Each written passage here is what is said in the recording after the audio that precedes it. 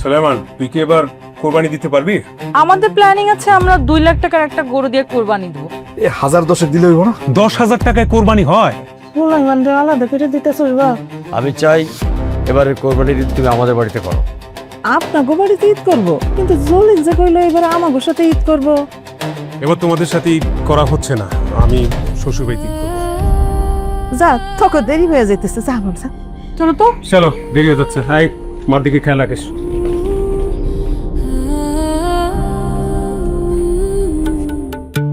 ও আল্লাহ গো, এত বড় কুরবানির গরু দেখে তো মনে হচ্ছে হাতি। আম্মা, পছন্দ হয়েছে? হবে মানে অবশ্যই হবে। এই না হইলে আমগো মাইয়ার জামাই। আলেয়া, এত রে তুমি ছাগল বেলা করতে গা? আরে কাল বাদে পরশু ঈদ, মায়ের কথা দিছি না কুরবানি দিমু, হের লেগে অল্প টাকায় এই ছাগলটা কিনে নিয়েছি। আমার আব্বা জানিয়ে আসছে, আমি তাতেই অনেক খুশি। এতদিন ডাক্তার দেখাননি কেন তাকে? কি হয়েছে আমার আম্মা?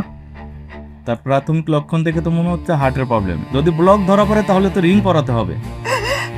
আমার সুলাইমান তো কুরবানি দিতে পারবো না।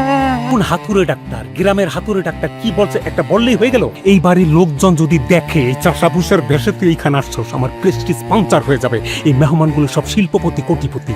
এখানে 1000 টাকা আছে, নিয়ে যা মা।